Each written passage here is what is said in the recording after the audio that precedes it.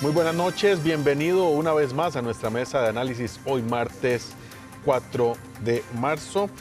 Un gusto que nos acompañe, como siempre aquí Gabriela. Así es, Kenneth, muy buenas noches, es un gusto poder informarles en Extra Noticias. Comenzamos con el detalle de la información, eso en el ámbito de lo judicial, porque la defensa del médico condenado por el femicidio de María Taxan Ulate pretende que se anule la condena por una omisión en la redacción del fallo.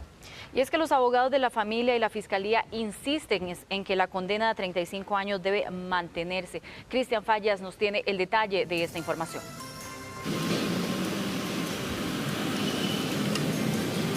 Una vista que inició pasada la 1:30 de esta tarde, cuando ya se citaron a todas las partes por esta apelación que presenta el abogado defensor de este doctor de apellido Pérez, quien en su momento, el año anterior, fue condenado a 35 años de prisión por el femicidio de doña María del Carmen Taxan Ulate. El día de hoy se estaban escuchando los alegatos, tanto de los defensores del condenado como también por parte de los abogados de la familia de doña María, la acción civil y también de parte de la fiscalía. Cada uno tuvo un espacio de aproximadamente 15 minutos para exponer el de por qué. En el caso de los defensores tiene que anularse esta sentencia porque ellos consideran que hay una mala redacción y que esto debería anular este fallo y por ende ordenar la absolución o la libertad del doctor Pérez. Sin embargo, la familia y también la fiscalía dicen que esto tiene que verse de una manera integral y que ya en el juicio se demostró con pruebas y con testimonios y peritos de que efectivamente se estaba o se está ante un femicidio y no un suicidio, como han sostenido siempre el ahora condenado y también su abogado defensor, de manera tal que fue una tarde con una audiencia relativamente tranquila y donde aproximadamente por hora y 30 se extendió esta vista acá en los tribunales de San Ramón. Ya se cumplen casi 5 años desde la muerte de María del Carmen Taxan Ulate en su casa de habitación en Heredia. Su pareja y la defensa sostienen a la fecha de que esto fue un suicidio. Por su parte, la Fiscalía de Heredia y el OIJ concluyeron que se trató siempre de un femicidio. Este martes se realizó la vista de apelación de la condena impuesta al viudo de apellido Pérez de 35 años de cárcel, vista que fue realizada en los tribunales de San Ramón. Esta condena fue impuesta en el mes de agosto del año 2024. Hoy se va a conocer la apelación de la defensa y obviamente se le va a dar la palabra al Ministerio Público y al querellante y actor civil sobre los argumentos de la apelación, que básicamente se dirigen en 5 puntos. Yo hoy solo voy a profundizar en 2. El principal, que es un error quizá inédito en la historia del derecho penal costarricense, donde el tribunal no tuvo por probado la muerte de María, por un error. O sea, a la hora en que van redactando los hechos probados, termina con la inyección de lidocaína. Entonces, no se tiene por probado que se accionó un arma de fuego. Entonces, ese es un error, un vicio fundamental que anula la sentencia. La Fiscalía y la familia de la víctima insisten en que todo se trató de un plan del sentenciado para acabar con María y hacerlo parecer como una autoeliminación. A nosotros como parte querellante y actora civil nos llama mucho la atención porque durante el juicio él en ningún momento se refirió a doña María Taxan, ni siquiera como su esposa. Siempre se refirió a ella como María Taxan. Entonces nos llama mucho la atención que es hasta este momento procesal que viene y nos hace aquí toda una declaración de amor, cuando además de esa declaración de amor no es conteste con la prueba que se recibió en el debate, ya que se demostró que en realidad este hombre la agredía tanto psicológica como patrimonialmente. Esto fue un hecho premeditado, fue un hecho sumamente pensado, planeado, donde el imputado, digamos, aprovechándose de sus conocimientos no solo médicos, sino también tecnológicos, que quedó más que demostrado eso, llevó a cabo toda una planeación y una materialización de un homicidio. María Taxan Ulate murió por un disparo en su boca y según autopsia, además, tenía una dosis alta del anestésico conocido como lidocaína.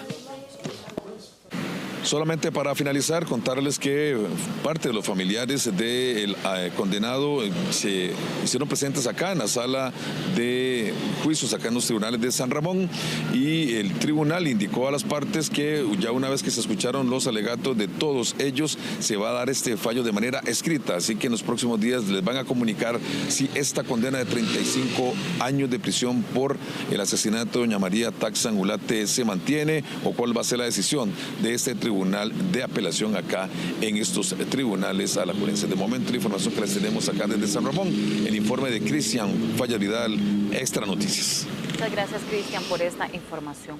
Y en otras noticias, con la ayuda de un dron, las bandas de privados de libertad intentan introducir celulares, drogas y otros objetos a la cárcel de Limón. Gabriela, algo que no deja de sorprender porque en esa ocasión el dispositivo lanzó un par de zapatos hacia la cárcel, los cuales tenían droga en su interior. Alberto Cuadra nos amplía desde la cárcel de San Sebastián en San José. Adelante, Alberto.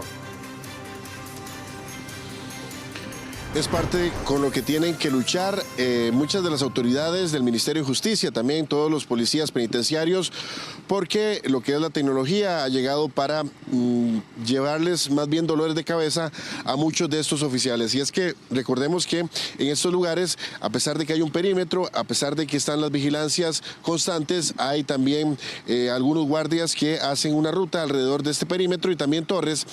Muchos de los privados de libertad, a la hora de tratar de ingresar droga, utilizan inclusive animales, como lo hemos visto anteriormente, con gatos, con palomas.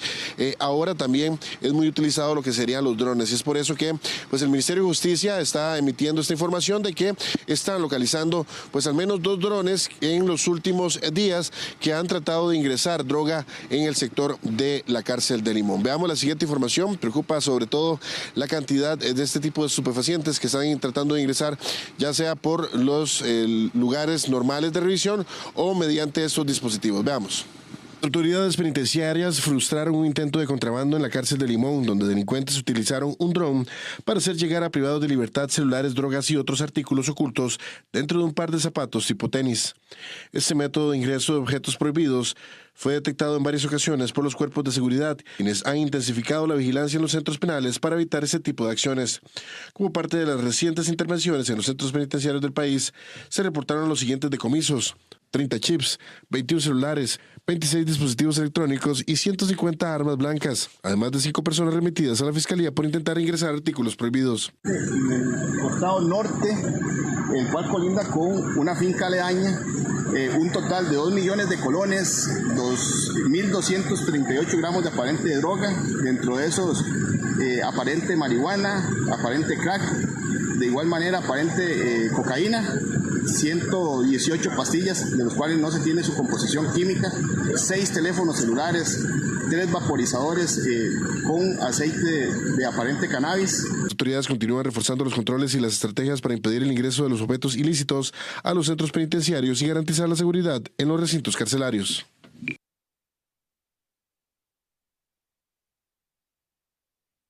Bueno, y no solamente eso, sino que tal vez algunas personas que pues ingresan a la visita también les proporcionan la droga a los privados de libertad. Estos, a raíz de la revisión, tienen que camuflarlo de alguna forma, y es mediante pues el uso de su propio cuerpo, y es ahí que 10 privados de libertad durante el último año han tenido que ir al hospital debido a que se han tragado o en algún otro orificio de su cuerpo han utilizado para ocultar la droga, y esto lamentablemente ha llevado a complicaciones en su salud. Así que estamos hablando de una problemática bastante fuerte. Sabemos que también el mercado negro, el mercado que hay dentro de estos lugares, sobre todo los centros penitenciarios, es bastante fuerte, y es ahí donde pues inclusive muchas de estas agrupaciones que dominan los sectores afuera de las cárceles también tienen pues parte o representación dentro de los centros penitenciarios de nuestro país. Una situación lamentable, como vimos, es incluso hasta la tecnología por parte de drones tratan de meter droga en las cárceles de Costa Rica. Desde San José, este ha sido un informe de Alberto Cuadra para Extra Noticias. Muchísimas gracias, Alberto, por este reporte. Ahora vamos con otra información que sin duda alguna llevó muchísima tranquilidad a una familia de Moravia, y tiene que ver con la adolescente Valentina Brenes, que apareció en Parrita de Punta Arenas, según confirmó el organismo de investigación judicial, a las 6 de la tarde de este martes, tras desaparecer el lunes por la mañana en la Trinidad de Moravia. El director del OIJ, Randall Zúñiga, publicó en su cuenta de la red social X que sobre este caso no se brindarán mayores detalles por ahora, al tiempo que informó que la menor está en buena condición de salud. La colegiala desapareció tras no ingresar este lunes estudiantes al Liceo Experimental Bilingüe en la Trinidad de Moravia. Un video registró que ella caminó después hasta un parque en el que esperó un vehículo de una aparente plataforma de transporte, el cual abordó y que la habría llevado a la terminal de buses de Tracopa, de donde habría viajado hasta Parrita. Según conoció Extra Noticias, la policía judicial detuvo después a un hombre que presuntamente acompañaba a la menor al momento de que la encontraron. Y en el sector de Limón, en Corales 3, se reportaron detonaciones de arma de fuego, dejando como saldo una persona fallecida. Este suceso generó alarma entre los vecinos. Los cuerpos de emergencia acudieron al lugar, pero al llegar encontraron a la víctima sin signos vitales. Las autoridades continúan trabajando para identificar a los responsables del asesinato. La Fiscalía Adjunta de Heredia ordenó el arresto domiciliar con monitoreo electrónico sin posibilidad de salir del domicilio por 3 meses a la sospechosa de apellido Guevara Cedeño de presuntamente abandonar a su hija en un lote donde se guardan camiones. Durante el domingo pasado, el Ministerio Público realizó allanamientos en la casa de la mujer para recopilar más información e incluirla en el expediente. Según el Ministerio Público, existió la aparente voluntad directa de Guevara de privar de la vida a la bebé de 39 semanas de gestación al ponerla en una bolsa, la cual aparentemente amarró y cerró con un nudo. Y la Comisión Nacional de Emergencias declaró alerta verde en los alrededores del volcán Poás ante el aumento en las erupciones. Precisamente desde finales de febrero este macizo ha registrado erupciones y también exhalaciones de gases con mucha mayor frecuencia. La Comisión de Emergencia solicitó a las autoridades del parque reforzar las medidas de seguridad, ya que la exposición a ceniza y gases podría afectar la salud de personas con problemas respiratorios. También instó a las instituciones a revisar sus inventarios de recursos en caso de atención de emergencias.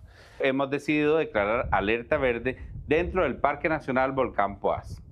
Esta alerta lo que significa es que va a haber un aumento en las medidas de seguridad dentro del parque, porque la ceniza y los gases que emana el volcán pueden afectar la salud de las personas, provocando incluso problemas respiratorios. Además, se ha recomendado a los comités de emergencias aledaños a la zona mantenerse alertas y expectantes, monitoreando los sectores de mayor riesgo en caso de algún evento eruptivo. El Comité Asesor Técnico de Vulcanología y Sismología, integrado por la UPSICORI y la Red Sismológica Nacional, reportó incremento en la frecuencia de erupciones freáticas y exhalaciones de gas, con la expulsión de ceniza en varias de ellas. Según los expertos, la disminución del nivel del lago hiperácido dentro del cráter ha intensificado la presencia de partículas en la pluma de gases volcánicas. Dependiendo de la dirección del viento, las cenizas y los gases podrían alcanzar áreas de visitación pública dentro del parque. La Cruz Roja costarricense le recomienda no exponerse a la caída directa de ceniza, a los gases emanados por el volcán Poás, proteger vías respiratorias, proteger sus ojos y su piel de la caída de ceniza o de los gases que pueden afectar la salud de la población. Ante cualquier situación de emergencia, les recordamos también llamar al 911. Ante el decreto de esta alerta, el Comité Asesor Técnico de Vulcanología recomendó al SINAC una serie de medidas para operar, como mantener 56 visitantes en el mirador principal del cráter, no ingresar por sitios no oficiales, seguir las instrucciones de los guardaparques y en los últimos días se registraron más de 10 erupciones. Una mujer fue detenida por intentar viajar con más de medio kilo de cocaína hacia los Estados Unidos. Así es, y es que por año son 56 pasajeros los que son sorprendidos transportando droga de algún tipo. Anfetaminas y cocaína son los tipos más frecuentes. Una estadounidense de apellido DeLock fue detenida con 505 gramos de cocaína dentro de su equipaje en el Aeropuerto Internacional Juan Santamaría. La droga fue oculta dentro de una caja de toallas sanitarias. La mujer se dirigía hacia Estados Unidos cuando fue abordada por las autoridades, ya que detectaron inconsistencias en su equipaje, además de nerviosismo. Debido a esto, se le realizó una revisión detallada con ayuda de canes especializados en la detección de estupefacientes. En una acción policial realizada en el aeropuerto Juan Santamaría por oficiales del Servicio de Vigilancia Aérea, se detiene a una mujer estadounidense, esto en el punto de inspección, en máquinas de rayos X. A la hora del abordaje, se detecta que en su equipaje facturado porta un aproximado de medio kilo de cocaína. Esto se verifica por medio de nuestra unidad canina, en la cual el CAN da positivo. De inmediato se activa el protocolo y se hace saber a las autoridades, en este caso a la Policía de Control de Drogas. La Policía de Control de Drogas, PCD, efectuó pruebas en el sitio para comprobar la presencia de estupefacientes. El hecho se registró la tarde del domingo 2 de marzo, según indicó el Ministerio de Seguridad Pública. La detenida fue trasladada a un centro médico para la revisión de salud y puesta a las órdenes de las autoridades judiciales. Por año, 56 pasajeros son sorprendidos transportando droga de algún tipo. Anfetaminas, cocaína y opioides son los más frecuentes.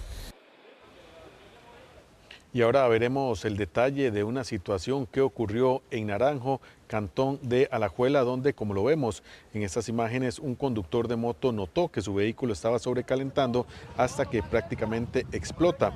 Aunque al inicio intentaron apagarla con agua, apareció una persona con un extintor, afortunadamente, y lograron controlar el fuego. El Cuerpo de Bomberos informó que en promedio al menos 2 vehículos se queman por día en Costa Rica. Los datos de la Benemérita reflejan un aumento de vehículos quemados en el 2025. Por ejemplo, entre enero y febrero de 2024, Bomberos reportó solo una unidad quemada, mientras que en el mismo periodo del 2025 ya suman 6 motos bajo esas circunstancias. Las autoridades aconsejan tener siempre a mano un extintor para este tipo de emergencias, pues es el mejor dispositivo para apagar llamas en vehículos.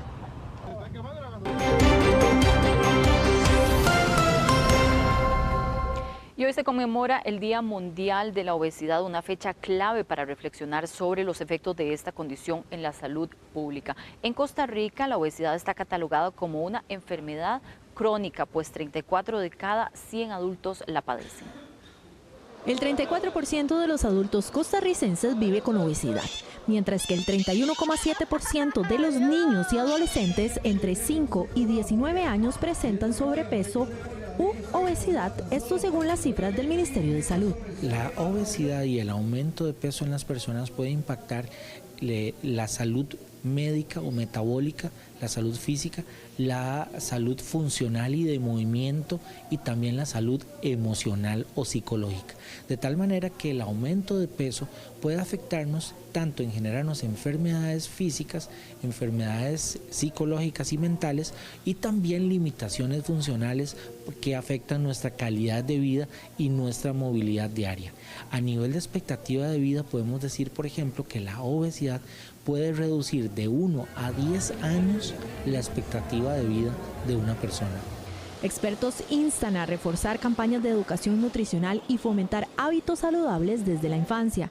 Doña Rita, pensando en mejorar su calidad de vida, decidió cambiar sus hábitos de manera integral. Siempre he estado en estos temas de bajar de peso y hacer cosas diferentes, pero con pandemia, la bendita pandemia que nos ocasionó tantos inconvenientes, el estar ya en un solo lugar, no salir y la parte emocional y todo eso me afectó muchísimo. Me fui un poco más con el sobrepeso y fue donde decidí y yo dije, no, yo quiero darme una oportunidad ahora que estoy recién pensionada. Entonces yo dije, parte de esos cambios es luchar un poco con ese pensamiento, ¿verdad?, que cuesta. En el Día Mundial contra la Obesidad, los expertos advierten además sobre el impacto económico que genera la obesidad en el sistema de salud, debido al aumento de enfermedades asociadas como la diabetes y la hipertensión. Y a propósito de este tema, el servicio de nutrición en el país se fortalece con la incorporación de 26 nuevos especialistas en distintas áreas de salud. La medida responde al aumento de consultas por sobrepeso y obesidad que pasaron de 47.000 en el 2023 a más de 61.000 en el 2024. A los profesionales los asignaron a zonas dentro y fuera del gran área metropolitana como Alajuela, Goicoechea, Atillo, Acerrí, Quepos, Monteverde y La Fortuna. Más de 560.000 personas con obesidad fueron atendidas el año pasado, con las mujeres como el grupo más afectado. Y las nuevas rotondas que se construyen en la ruta 32 son una bomba de tiempo, así al menos lo estiman los expertos de la NAME de la UCR. Por su parte, los vecinos y conductores califican la obra como todo un atentado. Vamos con la primera entrega de una serie de reportajes que ha preparado nuestro compañero Gustavo Castro, quien nos informa desde nuestra sala de redacción. Adelante, Gustavo. Se habló originalmente rotondas a lo largo de la Ruta Nacional 32 que comunica las provincias de San José y Limón. Hoy en día se maneja que se construirán un total de 7. 2 ya están construidas, una en el sector de Guapiles, cantón de Pocosí, otra en el sector precisamente de Siquirres. Hay una tercera que está prácticamente concluida, pero restan detalles para que sea entregada de manera formal, esto en el sector de Matina. Pese a ello, las tres que de alguna manera ya están en funcionamiento reciben severas críticas, como lo vemos en la primera entrega de este reportaje. Hay un error, esto es un atentado.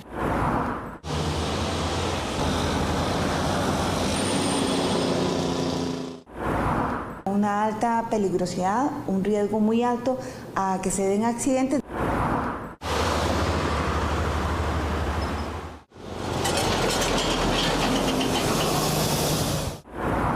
Al revisar los diseños podemos observar que hay deficiencias tanto para la circulación vehicular como para la circulación de cualquier otro usuario de la vía.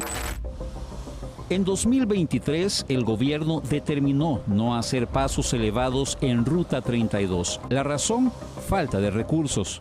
Surgió como alternativa a la construcción de rotondas. Ya 2 están en funcionamiento, la tercera en proceso. Por falta de espacio, las rotondas quedaron de un tamaño menor a las que conocemos en San José.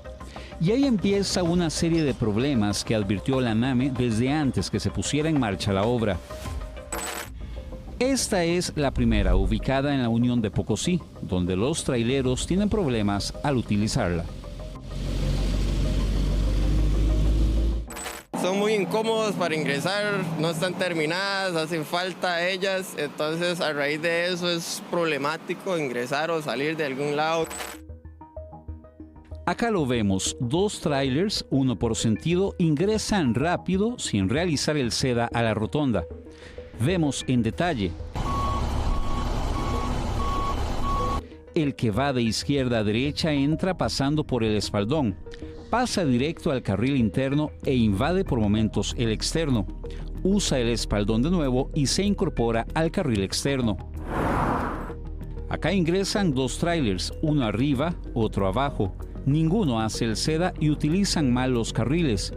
Vemos en detalle que el amarillo en la parte superior ingresa a velocidad, viene por el carril externo, entra directo al interno y tras salir vuelve al externo. Ahora lo vemos desde el interior de un automóvil, cuyo conductor ignora la rotonda, como en la mayoría de los casos. La geometría de las rotondas lastimosamente propicia que en vez de tener un ingreso oportuno a la rotonda y de forma segura, más bien nos invita, uno, a circular directo hasta la zona verde central, que inclusive en la rotonda de la Unión ya se detectó que han habido vuelcos. Se refiere a estas huellas de frenado dentro de la rotonda. La línea de centro de la carretera debería coincidir con el centro de la rotonda, pues si el conductor entra de frente, lo hace a elevada velocidad e ignorando el seda. Limita primero bajar la velocidad al ingresar a la rotonda, pero sumado a eso, evita que la circulación sea de forma segura. Hay rectas muy pronunciadas de hasta 5 kilómetros en sentido San José-Limón, por lo que los vehículos circulan a altas velocidades. Los vehículos circulan a velocidades en general superiores a los 70 km por hora. Inclusive detectamos en horas de la mañana 95 km por hora. Por ello, en la NAME recomendaron colocar chicanas, es decir, curvas puestas a propósito para que los vehículos reduzcan la velocidad al momento de ingresar. Los riesgos no terminan allí. Vemos la imprudencia de este motociclista en contravía.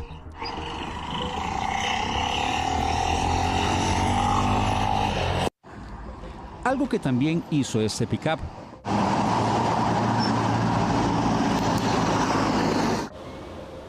Incluso lo mismo hizo ese ciclista.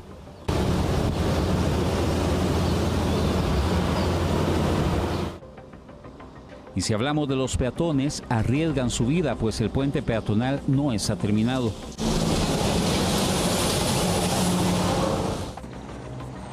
Con este gesto, este hombre pactó cortesía con un trailero para pasar con sus hijos y mascota. Y hay que andar corriendo, jugándose, a ver cómo pasa uno. Yo soy adulto mayor, operaba la columna y las rodillas y camino desde aquí 600 metros. Supuestamente la rotonda iba a ser diferente, pero de ahí por las carreras lo hicieron así. Un peligro para la gente que no han terminado ese puente peatonal. Sinceramente, mucha gente quedó incomunicada a la hora de construirla. La última calle quedó completamente incomunicada, solo para salir, no tienen para entrar. Al parecer, los carriles externos de estas rotondas están de adorno, pues la utilización es mínima. Repasar algunos aspectos en cuanto a esta rotonda número 1 en el sentido San José-Limón. Como veíamos, y es importante recalcar que las funciones de una rotonda, según la NAME, es distribuir el tránsito en primera instancia, pero además reducir la velocidad, con lo cual generalmente se ingresa con curvas y no de manera perpendicular. Ahora bien, como veíamos en la información en los videos anteriores, los tráiler, y esta es una imagen real aérea, ingresan en la mayoría de los casos por el espaldón, que evidentemente no se trata de un carril, mientras que se incorpora de inmediato viniendo del espaldón hacia el carril interno de la rotonda, en donde no se cumple con el SEDA en ningún momento. Acá marcamos, no se cumple con el SEDA. Y otro de los aspectos es el detalle de la velocidad, que en este caso está fijado en 20 kilómetros por hora, pero de acuerdo a los estudios de la NAME, hay vehículos que están ingresando incluso a 95 kilómetros por hora. Otro aspecto es que los carriles internos, este en el sentido contrario, son los que utilizan, y de hecho se ve que en los externos hay polvo porque prácticamente no son utilizados.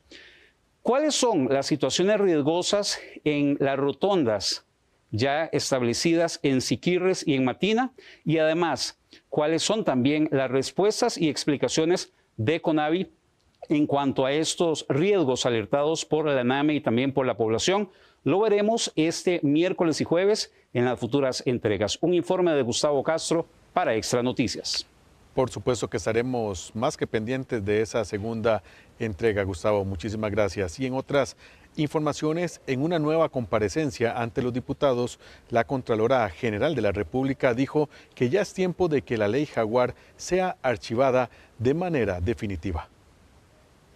En ese sentido, nosotros desde la Contraloría estimamos que ya basta, porque nosotros también tenemos que dedicar mucho de nuestro tiempo a fiscalización. Estas son las palabras de la Contralora General de la República respecto a los reiterados intentos del Poder Ejecutivo de impulsar la ley Jaguar para el desarrollo de Costa Rica hasta en 3 ocasiones.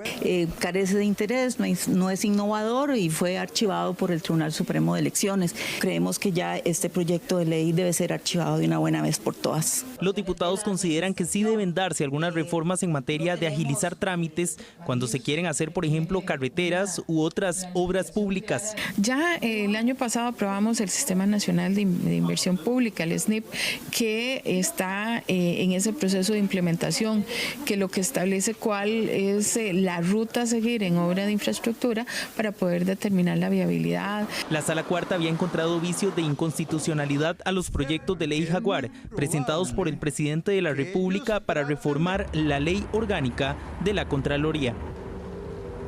Y ya fue publicado en la Gaceta el reglamento para implementar la Ley Nacional de Salud Mental. Algunos ticos consideran que hasta el momento el país se enfoca mucho en medicar a pacientes y no en mejorar su atención y su control. Ya fue publicado en la Gaceta el reglamento para aplicar la Política Nacional de Salud Mental en el país. Esto implica que en los próximos meses, entes como la Caja Costarricense de Seguro Social, el Ministerio de Educación Pública, el IAFA y otras instituciones que velan por este tema, deberán crear o actualizar sus protocolos, designar claramente las funciones y mejorar su atención en torno a la salud mental. Aseguramos que en cada centro de salud, los pacientes con alguna condición mental reciban la mejor atención posible. Uno de los puntos que establece el reglamento es crear comités locales y regionales en conjunto con las municipalidades para que las personas tengan espacios para atender y superar posibles afecciones de este tipo.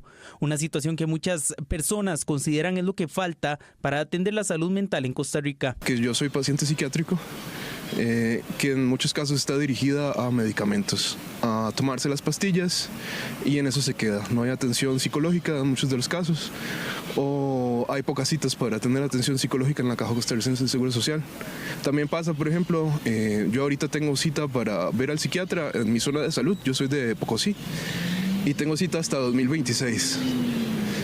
Sigo con mis medicamentos, me tomo mis pastillas, pero nadie habla conmigo al respecto. Como educar a las personas, que vean que no es algo como que por moda, pues. Y no sé, tal vez que lugares que en donde brinden ese tipo de ayuda, más, digamos, como más céntricos, pues. Esta ley viene a crear una comisión nacional que reúne a varias instituciones y ministerios para que atiendan y generen las acciones puntuales que permitan dar mejor atención a la salud mental. En el 2024, la Caja registró casi 80.000 solicitudes de incapacidad por casos relacionados a ansiedad. Gracias por continuar informándose con Extra Noticias. Y vamos a hacer un repaso por las informaciones legislativas, donde destacamos que hoy con 34 votos a favor se aprobó la dispensa de trámite para el proyecto que aumenta el plazo de prescripción en delitos sobre corrupción. Y para ampliarnos, como todos los días, sobre estos temas legislativos, ya nos acompaña nuestro compañero Rolando Rivera. Buenas noches, Rolando. Buenas noches, compañeros. Y sí, un proyecto y un trámite de dispensa que se tornó bastante polémico. Se solicitaron varios recesos durante el plenario para poder discutir si se aprobaba o no a favor esta dispensa de trámite, que lo que permite es que este proyecto ahora vaya directamente a discusión en el plenario y no tenga que ser asignado a alguna de las comisiones, que probablemente hubiese sido la Comisión de Jurídicos la que hubiese tenido que analizar este proyecto de ley para lo que pretende es ampliar de 10 a 25 años el tema de la prescripción en casos de corrupción. Así es que vamos a ver la siguiente información. Un proyecto impulsado por el diputado Ariel Robles aumenta el plazo de delitos sobre corrupción. La propuesta de ley aumenta ese plazo de 10 años a 25 años cuando se trata de delitos por corrupción en la función pública. Es decir, no vencería la responsabilidad de quienes cometen esos delitos hasta después de 25 años. El tema es que aquí tenemos que dar un mensaje a Costa Rica de que los delitos de corrupción no van a quedar impunes, no importa quién lo ha cometido.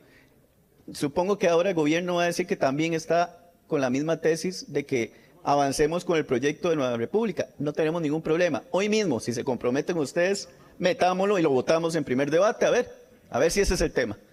La dispensa de trámite para agilizar el expediente 24.834 fue votada de manera favorable por 34 diputados. No porque estemos en contra del proyecto ni del espíritu del proyecto, sino porque ya hay un proyecto que está bastante más adelantado en corriente legislativa, que incluso es más fuerte que el que se acaba de dispensar, porque en el proyecto nuestro se habla de 30 años, que los delitos de corrupción no prescriban en 30 años. Con la dispensa aprobada, ahora el texto se discutirá de manera directa en el plenario legislativo y no deberá seguir el trámite ordinario en comisión. Pero esa no fue la única noticia hoy a nivel legislativo. Por ejemplo, el tema relacionado con otros dos diputados a los cuales el gobierno, Gabriela y Rolando, les revocaron la visa para ingresar a los Estados Unidos. Correcto, uno de ellos, Francisco Nicolás, del Partido Liberación Nacional, que él sí, por medio de un comunicado de prensa, reconoce que efectivamente el gobierno de los Estados Unidos revocó su visa, pero también está José Pablo Cibaja, del Partido Nueva República, quien argumenta que desde hace años él tiene vencida la visa y que no la ha renovado y que, bueno, pues todavía no tiene comunicación sobre que tenga impedimento de ingresar al territorio de los Estados Unidos. Pero vamos a escuchar precisamente lo que dice el diputado de Nueva República con respecto a este tema. Ante la consulta que me han planteado en cuanto si he sido notificado por parte de la Embajada de Estados Unidos, tengo que aclararles que he revisado tanto mi correo personal como el institucional, así como un correo que utilicé durante muchos años en mi época de colegio y escuela, y no he recibido hasta el momento ninguna notificación similar a la que se me hace mención. Debo aclarar que si bien el gobierno de los Estados Unidos o cualquier otro simplemente no desean que ningún ciudadano o que algún ciudadano ingrese, ellos están en todo su derecho de impedir el ingreso a sus territorios en el ejercicio de su soberanía.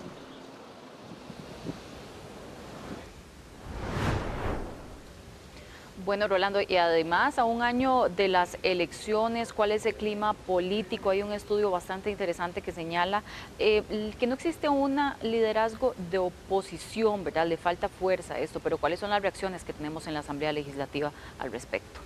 Sí, vamos a ver las reacciones, pero antes también vamos a conocer lo que dice efectivamente este estudio a un año prácticamente de que se lleven a cabo las elecciones nacionales, con una muestra de 800 personas que se realizó entre el 15 y el 24 de febrero y que efectivamente lo que refleja es que el tema de la oposición a nivel nacional enfrentándose precisamente al gobierno, al poder ejecutivo, se ve sin un liderazgo claro. Así es que vamos a ver la información. A un año de las elecciones nacionales, un estudio realizado a 800 personas a nivel nacional reflejó que no existe un liderazgo opositor claro. El presidente Rodrigo Chávez mantiene una imagen estable tras casi 3 años de gobierno, con niveles de aprobación consistentes con otras investigaciones. Refuerzan el punto de que tanto en Liberación como don Rodrigo son, en el caso de Liberación, uno de los partidos que tiene mayores opiniones negativas, y don Rodrigo, que sí ha sido cara de la oposición, especialmente desde la Asamblea Legislativa, pero no tiene una valoración positiva. Entonces, la pelea está ahí a un nivel que no es igual, si se quiere, muy desnivelada a favor del Ejecutivo. Actualmente no existe un liderazgo opositor claro y los contrapesos institucionales al gobierno tienen un bajo respaldo ciudadano. Se señala una ausencia de un liderazgo opositor claro. Ante la pregunta sobre quién lidera la oposición, el 75% no identifica a ninguna figura, el 8% menciona únicamente a Liberación Nacional y el 5% señala a Rodrigo Arias. En cuanto a la percepción negativa sobre el papel de la oposición, el 66% de los ciudadanos considera que la oposición no ha actuado de manera responsable, frente a un 23% que cree que sí. Sin embargo, al preguntar sobre su oposición a proyectos específicos, la opinión es más dividida. 33% aprueba su papel, el 43% lo rechaza. En la narrativa del presidente ha calado en la población y hay una percepción negativa sobre el papel de la oposición, donde el 66% de los ciudadanos considera que la oposición no ha actuado de manera responsable, frente a un 23% que dice que sí. Entonces, aquí está planteado una dinámica en la cual tenemos un presidente con alta popularidad y una oposición que no ha logrado construir una contranarrativa y una alternativa al presidente que tenga dos condiciones: ser válida y ser creíble. Este estudio se realizó del 15 al 24 de febrero del año en curso. Bueno, pero es que, como lo decía Gabriela también, teníamos que conocer cuál es la posición de los diputados que forman parte de la oposición del gobierno, aunque también entrevistamos a Pilar Cisneros, quien forma parte del oficialismo y que tiene un criterio con respecto al tema que juega la oposición. Pero nada más para que usted lo tome en cuenta. Presidencia, en cuanto a este estudio, tiene un apoyo del 6%, mientras que la Contraloría apenas tiene el 2.7%, la Fiscalía el 2.6%, el Poder Judicial el 2.5% y la Asamblea Legislativa un 2.09%. Así es que esas son cifras reveladoras en este estudio realizado y vamos ahora sí a conocer la opinión de la oposición. La respuesta es no. Ante el panorama del clima político a un año de las elecciones, de Enfoques Investigaciones MP, que evidenció una ausencia de un liderazgo opositor claro, algunos consideran que parte de la responsabilidad es de los medios de comunicación. Por falta de una comunicación a lo externo, ¿verdad?, el trabajo que ha venido haciendo se menosprecia. Y eso tiene que ver mucho también, por supuesto, a lo interno de la Asamblea Legislativa, pero también los medios de comunicación, de no que exponer lo que hacemos constantemente nosotros aquí en la Asamblea Legislativa. ¿Qué sería Costa Rica si los diputados no generamos leyes todos los años? ¿Dónde estaríamos? Y eso ha permitido que el país surja. Y también a la misma vez tenemos un ejecutivo, ¿verdad?, un presidente de la República, que todo lo que haga la Asamblea Legislativa es malo, es prohibido, no se puede hacer, no le permiten hacer. Y él está más expuesto a los medios de comunicación que nosotros los diputados, porque nosotros estamos aquí casi las 12 horas completas trabajando y haciendo leyes de la República. Por otra parte, algunos reconocen que sí hace falta ser más contundentes con el control político, especialmente cuando experimentan ataques de parte del gobierno. donde sabemos que estamos a frente de un presidente populista, ¿verdad? Que es difícil porque hay constante crítica, constante exposición y hace ver que tal vez a nivel de la familia activa no se actúa como debe ser en razón a algunas leyes y qué sé yo. Pero además de eso, nosotros lo que hemos mostrado es sí, el patriotismo, los proyectos que deben beneficiar al país. Y en ese sentido, tal vez la oposición se ve en ese campo trabajando y ayudando porque hemos sido patrióticos y aquí está por encima el interés del país. Bueno, podríamos ser más fuertes, la verdad es que sí, podríamos ser un poquito más firmes en algunos temas, pero yo siento que, sin embargo, hemos hecho esfuerzos muy importantes para que el país escuche las cosas que no se está haciendo bien desde el Ejecutivo, llamada la atención a todas las malacrianzas que de algún modo el presidente los miércoles nos lanza. Y desde un punto de vista de objetividad, creo que los proyectos que hemos lanzado desde aquí han sido proyectos que han venido también a cooperar con Costa Rica. Así que acepto la crítica, siempre se puede ser mejor, siempre se puede ser más firme, siempre podemos ser más directos y más inquisitivos, es una oportunidad de mejora, pero eso no quiere decir que no hayamos hecho las cosas bien. La fracción oficialista es directa al expresar que esto es el reflejo de las deficiencias de los partidos tradicionales y la oposición.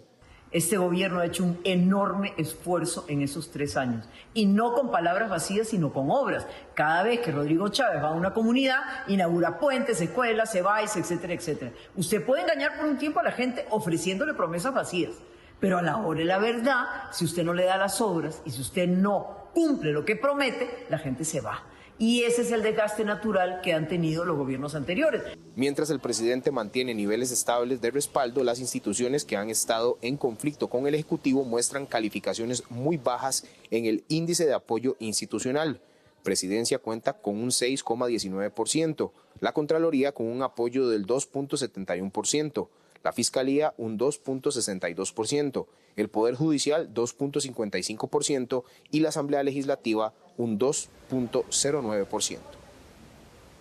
Bueno, ahí estaba la posición de la oposición del poder y el que está ejerciendo el gobierno en este momento. Así que, compañeros, esa es la información más relevante en temas políticos. Muchísimas gracias, Rolando, por todo ese detalle. Continuamos ahora con otras informaciones porque no podemos olvidar, Kenneth, cuando se confirmó aquel primer caso de COVID-19, que el gobierno tuvo que determinar medidas como el confinamiento, cierre y restricciones de movilidad. Los papás no olvidamos tampoco además el cierre de las escuelas. Claro, por supuesto. Y por eso es que precisamente nuestra compañera Milagro Torres nos recuerda hoy qué hicimos los ticos en aquel momento con todas esas medidas. Adelante, Milagro.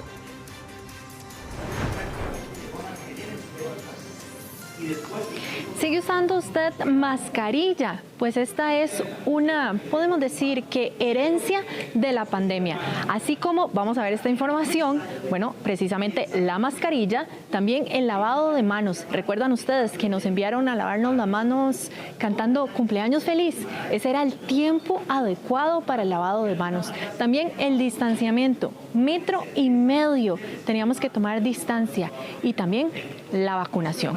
Y a propósito de esto, ¿qué recuerdan los costarricenses de esos primeros días del encierro? Vamos a verlo en la siguiente información. Estas restricciones incluyeron el cierre de escuelas, la reducción de actividades económicas y la limitación de la movilidad de las personas. ¿Cómo fueron esos días mientras usted estuvo en la pandemia, cuando ya se habló de los primeros casos aquí en el país? Bueno, honestamente huí para la montaña. Me fui 3 años a la montaña, no me quise quedar aquí en la ciudad porque aquí era donde estaba brutal. En la montaña en que yo estuve nunca se vio ningún caso. Hace 5 años nos anunciaron las restricciones por el COVID. ¿Qué hizo usted cuando le dijeron que tenía que quedarse en la casa? Bueno, no me quedé. Simplemente estuve al tanto de las inyecciones, me las puse todas y después siempre que salía usé mascarilla, que aquí la ando. Y nos encerramos en la casa y ahí nos quedamos porque en sí todo el mundo tenía mucho temor, ¿verdad? Y para sobrevivir ahí con las ayudas que nos dio el IMAS, el gobierno también, De vez en cuando salíamos me escapaba a vender fresas que en la clínica aquí donde yo trabajo no nos dejaban trabajar, la municipalidad nos mandaba para la casa, entonces ya fue muy duro. Para mitigar el impacto de la pandemia, las autoridades sanitarias costarricenses implementaron diversas medidas preventivas, como el uso obligatorio de mascarillas, restricciones vehiculares y la promoción del teletrabajo. Medidas como el protocolo de lavado de manos, evitar aglomeraciones, uso de mascarilla y protocolo del estornudo se mantienen a la fecha como medidas preventivas para evitar propagación de enfermedades. La campaña de vacunación contra la COVID-19 comenzó en diciembre de 2020, priorizando un grupo de riesgo como personal de salud y adultos mayores. Definitivamente fue una medida muy eficaz que se implementó. Esto ha tenido resultados en lo que es la disminución de la propagación del virus. Nosotros tenemos que tomar en cuenta los mayores resultados, que a grandes rasgos podría ser la protección individual. Si bien la vacuna no protege a un 100% de que una persona se vaya a infectar con el virus, sí disminuyó la probabilidad de terminar en lo que eran servicios de unidades de cuidados intensivos. Para abril de 2022 se habían aplicado más de 13 millones de dosis, alcanzando una cobertura del 85% de la población con al menos una dosis y el 78% con 2 dosis. El Ministerio de Salud continúa con la vigilancia de COVID-19 en el país, con el fin de evaluar futuras modificaciones del esquema de vacunación según las variantes circulantes e insta a la población a completar los esquemas de vacunación contra dicha enfermedad. Y a propósito de la vacunación, vamos a ver algunos datos importantes que nos detallan. La vacunación de COVID inició el 24 de diciembre de 2020. Para el 5 de octubre de 2021 había un 53,5% de la población ya con una dosis de la vacuna por lo menos. Para el 21 de diciembre de 2021, el 66,49% de la población, casi un año después, ya tenía la vacuna contra el COVID. Para el 17 de mayo de 2022, el 79,76% ya estaba cubierto por la vacuna de COVID. Para el 16 de diciembre de 2022, el 82,06% de la población ya tenía la vacuna. Y también para el 22 de septiembre de 2023, según los datos de la Caja Costarricense de Seguro Social, el 90,1% ya tenía por lo menos una dosis de la vacuna contra el COVID y el 84,6% ya tenía 2 dosis. Para octubre de 2023, el 83,57% de la población ya tenía el esquema de vacunación con 3 dosis de la vacuna. ¿Será apropiado incluir dentro del esquema básico de vacunación la vacuna contra el COVID? Un experto no lo dice. La importancia de incluir la vacuna en el esquema básico es básicamente por el tema de inmunidad de rebaño, donde al estar una persona inmunizada, indirectamente protege a los que están alrededor suyo. Entonces es un tema muy relevante y creo que el Ministerio de Salud ha tomado buenas decisiones en ese sentido de gestionar la inclusión de la vacuna en el esquema básico. Y los invitamos a seguir siendo parte de las ediciones de Extra Noticias. Para mañana tendremos cómo impactó el COVID en la niñez costarricense. No se lo pierdan. Así llegamos nosotros al final de esta edición. Muchas gracias por habernos acompañado. Muy buenas noches a todos. Feliz descanso. Buenas noches.